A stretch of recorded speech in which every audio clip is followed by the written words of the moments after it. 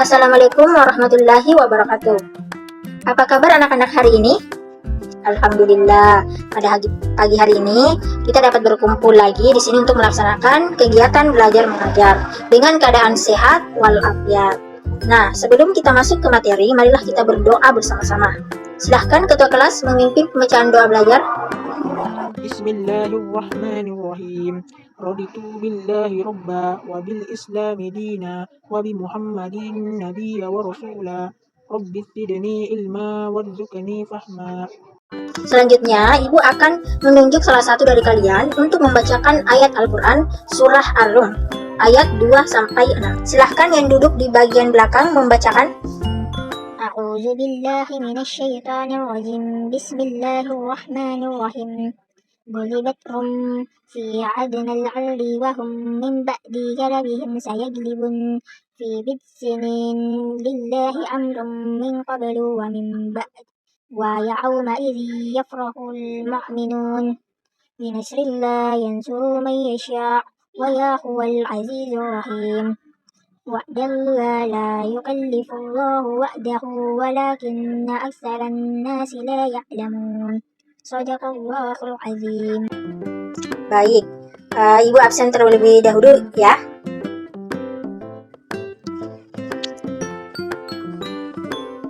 Sri Rahma,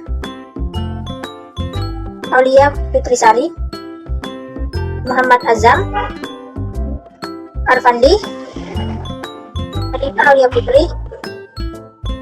Baik, semuanya hadir ya. Nah, sebelum kita mulai pelajaran, ini Ibu ada gambar. Silahkan diamati terlebih dahulu. Gambar sebelah sini. Ada yang tahu maksud dari gambar ini apa? Nah, jadi gambar ini nanti akan dikaitkan dengan apa yang kita pelajari hari ini. Silahkan diamati. Yang bisa silahkan angkat tangan. Saya, Bu, gambar bangunan. Bangunan apa? Kalau yang gambar sebelah sini, gambar apa? Ada yang tahu? Baik, saya akan jelaskan. Nah, kemarin kan kita sudah mempelajari tentang saling menasihati dalam Islam. Kemudian kali ini kita akan mempelajari tentang sejarah masa kejayaan Islam. Nah, dan gambar sebelah sini merupakan masjid-masjid yang pernah digunakan untuk pusat keagamaan. Nah, ini yang gambar pertama ini adalah masjid di Cordoba yang terletak di Spanyol. Jadi dahulu sebelumnya di masjid ini merupakan katedral. Kemudian pada tahun 748 dirubah menjadi masjid dan dijadikan pusat keagamaan selama 3 abad. Tapi setelah pada abad ke-16 ini dirubah lagi menjadi katedral karena dijajah oleh tentara Kristen. Nah, gambar yang kedua ini adalah Masjid Umayyah. Jadi dulu ini awalnya juga gereja yang terletak di Damaskus. Ini dulu juga dijadikan pusat keagamaan, pusat keagamaan pada masa kejayaan Islam. Nah, selanjutnya pada gambar yang sebelah sini, pada gambar ini kan kita bisa mengetahui bahwa perkembangan pada masa kejayaan Islam itu ditandai dengan berkembangnya ilmu pengetahuan. Nah, selanjutnya Ibu akan menjelaskan apa sih tujuan pembelajaran kita pada hari ini, yaitu yang pertama, peserta didik dapat mendeskripsikan perkembangan peradaban Islam pada abad pertengahan. Yang kedua, peserta didik dapat menjelaskan faktor-faktor yang mempengaruhi kejayaan umat Islam pada abad pertengahan. Yang ketiga, peserta didik dapat menjelaskan faktor-faktor yang mempengaruhi kemunduran umat Islam pada abad pertengahan. Dan yang keempat, peserta didik dapat menjelaskan hikmah dari perkembangan Islam pada abad pertengahan.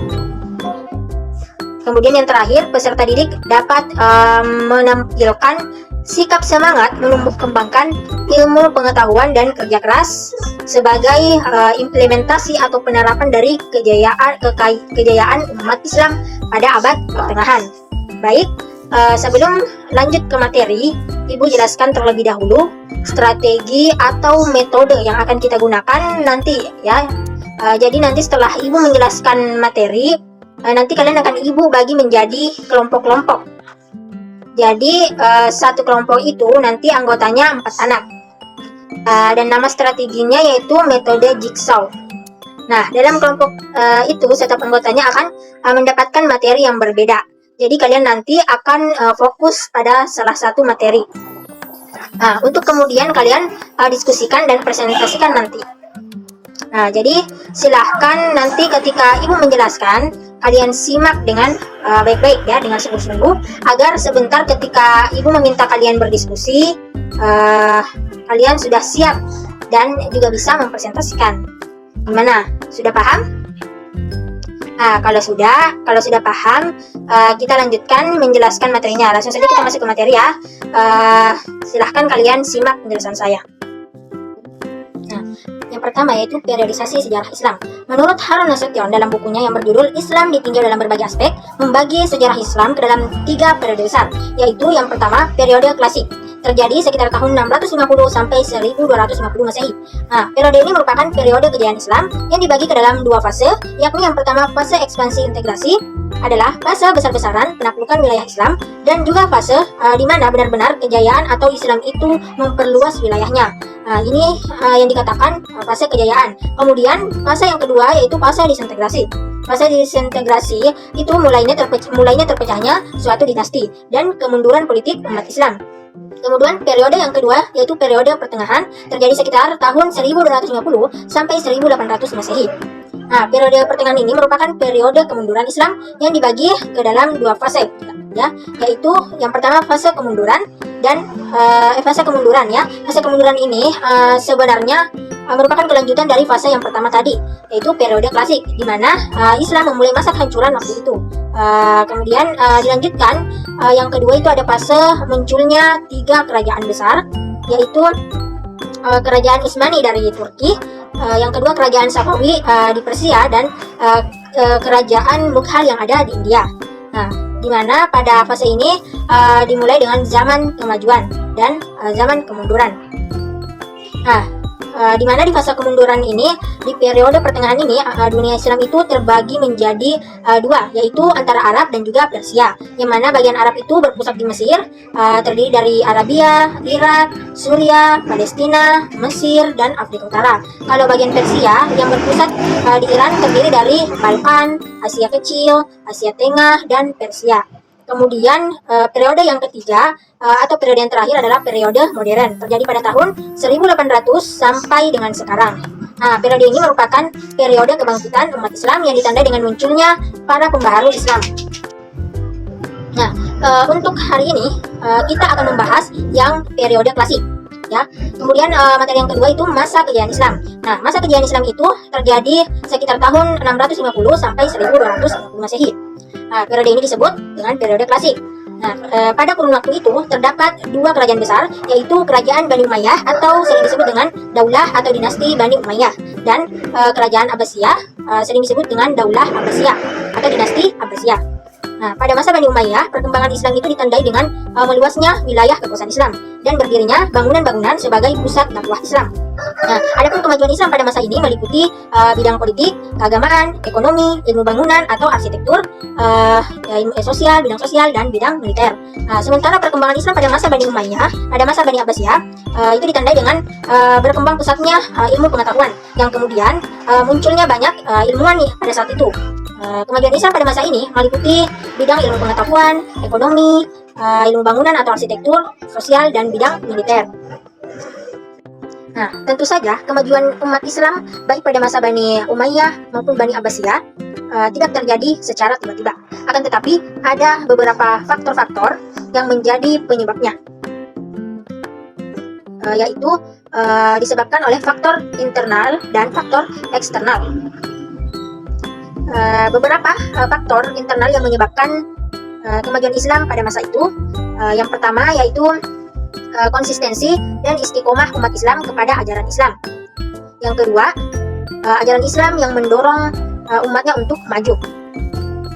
Yang ketiga, Islam sebagai rahmat seluruh alam, di mana itu juga mencakup yang keempat, di mana Islam itu sebagai dakwah, sebagai agama dakwah, sekaligus keseimbangan dalam menggapai kehidupan dunia dan akhirat. Jadi kesimpulannya, faktor internalnya yaitu ketika orang muslim itu mendakwahkan agama Islam itu sendiri, juga bisa menggapai dunianya, yaitu perluasan wilayah, ilmu pengetahuan yang semakin berkembang, umat Islam yang semakin banyak. Itulah faktor-faktor internalnya. Nah, adapun faktor eksternalnya, yaitu yang pertama, terjadinya asimilasi antara bangsa Arab dengan bangsa-bangsa yang lain, yaitu bangsa Persia dan Yunani, baik itu dalam bidang pemerintahan maupun dalam bidang ilmu pengetahuan itu sendiri. Jadi, di situ ada hubungan yang baik antara bangsa Arab dengan bangsa-bangsa yang lain, yaitu antara bangsa Persia dan Yunani. Kemudian yang kedua, adanya gerakan terjemah pada masa periode klasik. Jadi pada saat itu, usaha penerjemahan kitab-kitab asing dilakukan dengan giat sekali oleh para ilmuwan pada saat itu, baik itu dalam bidang ilmu pengetahuan, terutama bidang astronomi, kedokteran, filsafat, kimia, dan sejarah. Nah, kala itu yang banyak diterjemahkan adalah ilmu pengetahuan tertentu. Selanjutnya, cabang-cabang ilmu pengetahuan yang berkembang pesat saat itu, atau pada masa kejayaan ya, yaitu yang pertama ada ilmu filsafat. Tokoh-tokohnya itu adalah Al-Kindi, Al-Farabi, Ibnu Majah, Ibnu Tufail, Ibnu Sina, Al-Ghazali, Ibnu Rushd. Nah, ini adalah tokoh-tokoh ilmuwan filsafat pada masa itu. Kemudian yang kedua yaitu adalah di bidang kedokteran. Tokoh-tokohnya yaitu Jabir bin Hayyan, Hurain bin Ishaq, Tabib bin Qurrah, Ar-Razi. Kemudian di bidang matematika, tokoh-tokohnya adalah Umar Al-Faruqan, Al-Khawarizmi. Di bidang astronomi ada Al-Farazi, Al-Ghattani, dan Abul Wafah.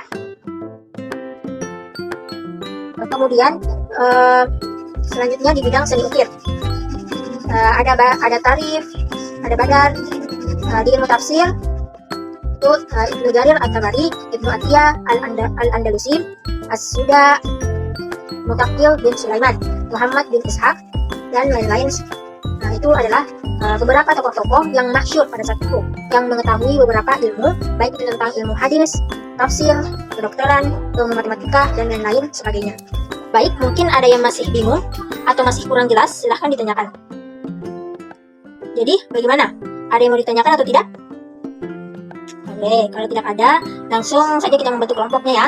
Nah, kelompoknya sesuai dengan urutan bangku saja. Jadi 1, 2, 3, 4, 1, 2, 3, 4 itu seterusnya.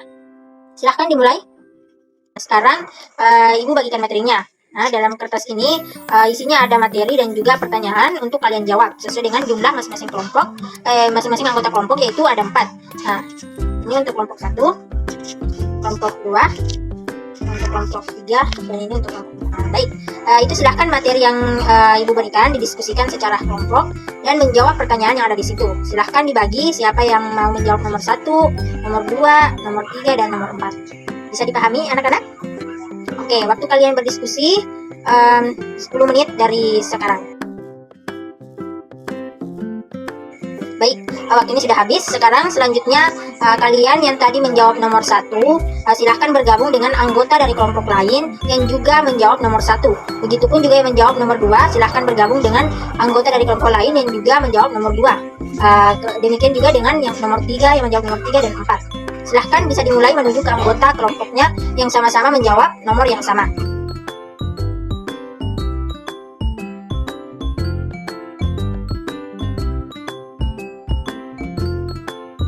Oke, sekarang kalian sudah bergabung dengan anggota kelompok yang sama-sama menjawab nomor yang sama. Selanjutnya, kalian diskusikan dengan teman-teman yang menjawab nomor yang sama tentang yang kalian jawab tadi. Silahkan hasil diskusinya ditulis, karena nanti apa yang kalian diskusikan ini akan kalian bawa ke kelompok awal tadi, yang disebut dengan kelompok asal. Dan kalian akan menjelaskan kepada teman-teman kalian di kelompok asal. Nah, kalau kelompok yang sekarang ini, yang sekarang kalian ada di sini namanya adalah kelompok ahli. Kelompok yang awal tadi itu namanya kelompok asal. Nah, yang ini disebut kelompok ahli. Karena ini disebut ahli karena di sini kalian adalah ahli yang menjawab nomor 1. Demikian juga ahli yang menjawab nomor 2, 3, dan 4. Silahkan dimulai berdiskusi. Waktu kalian berdiskusi 15 menit dari sekarang. Oke, sudah selesai ya diskusinya. Waktunya sudah 15 menit. Selanjutnya setelah kalian berdiskusi bersama dengan kelompok ahli kalian, nah sekarang silahkan kembali ke kelompoknya yang awal atau kelompok asalnya tadi. Sekarang sudah bersama dengan kelompok awal Kemudian silahkan kalian terangkan atau jelaskan dari hasil dari masing-masing jawaban yang kalian dapatkan dari kelompok ahli. Jadi yang tadi menjawab nomor 1 menjelaskan jawaban dari nomor 1, dan seperti itu juga yang menjawab nomor 2, 3, dan 4 secara bergantian ya menjelaskannya. Nah, agar nanti dari semua anggota kelompok kelompok asal ini bisa memahami dari materi yang kita pelajari hari ini. Oke, dari masing-masing kelompok sudah selesai menjelaskan pada anggota kelompoknya. Sudah, Bu. Kemudian setelah mendapatkan penjelasan dari masing-masing anggota kelompok yang dari kelompok ahli, selanjutnya ini nanti kalian akan mempresentasikan dari materi yang kita pelajari hari ini. Nah, dimulai dari materi yang pertama tentang periodisasi sejarah Islam yang akan dipresentasikan oleh kelompok yang sebelah sini. Silahkan dimulai, siapa yang presentasi berdiri ya. Nah, dan untuk kelompok yang lain silahkan disimak baik-baik dan bertanya nanti jika ada yang kurang jelas. Oke, kita beri aplaus dulu untuk diskusi dan presentasi kita hari ini. Oke, saya kira semuanya sudah paham dengan materi yang kita pelajari hari ini. Sebelum kita akhiri, bagaimana kesimpulan yang bisa kita ambil dari pelajaran hari ini? Yang mau menjawab, angkat tangan. Ya, jadi masa kejayaan Islam menurut Harun Nasiruddin itu dibagi menjadi 3 periode. Yang pertama, periode apa? Klasik. Yang kedua, periode pertengahan. Yang ketiga, periode modern. Nah, pada masa klasik kemudian dibagi menjadi 2 fase. Fase pertama apa? Ekspansi, dan fase kedua disintegrasi. Nah, kemajuan Islam pada saat itu diantaranya pada bidang politik, keagamaan, ekonomi, ilmu bangunan atau arsitektur, sosial, dan bidang militer. Nah, kemajuan tersebut disebabkan oleh adanya faktor internal dan faktor eksternal. Apa saja itu? Ya, faktor internal meliputi konsistensi umat Islam terhadap ajaran Islam, dorongan ajaran Islam untuk kemajuan. Kemudian pemahaman bahwa Islam adalah rahmat bagi seluruh alam, dan Islam sebagai agama dakwah dan keseimbangan antara kehidupan duniawi dan ukhrawi. Sedangkan faktor eksternalnya yaitu asimilasi antara bangsa Arab dan bangsa lain yang lebih dahulu mengalami perkembangan dalam ilmu pengetahuan, serta gerakan terjemahan yang giat pada masa itu, yang mempengaruhi perkembangan ilmu pengetahuan umum, terutama dalam bidang astronomi, kedokteran, filsafat, kimia, dan sejarah. Nah, dari faktor-faktor inilah berkembang berbagai bidang ilmu pengetahuan dan lahir tokoh-tokoh Islam yang mengembangkan ilmu pengetahuan dengan karya-karyanya yang terkenal, yaitu salah satunya ada Ibnu Rushd, Al-Ghazali, Al-Kindi, Al-Farabi, dan Ibnu Sina. Alhamdulillah sudah banyak yang paham ya. Nah, sebelum Ibu tutup pembelajarannya, jangan lupa kalian kerjakan evaluasi yang ada di buku paket halaman 77-78. Minggu depan dikumpulkan. Nah, karena minggu depan juga kita akan mengevaluasi pembelajaran pada pagi hari ini. Bagaimana? Masih ada yang ingin ditanyakan? Oke, kalau begitu, mari kita akhiri pembelajaran pada hari ini dengan berdoa bersama-sama. Ketua kelas, silahkan dipimpin doanya. Allahumma inni astaudi'uka ma 'allamtanihi fardudahu ilayya inda hajati ilayhi wa la tunsinihi ya rabbal alamin. Sekian, wassalamualaikum warahmatullahi wabarakatuh.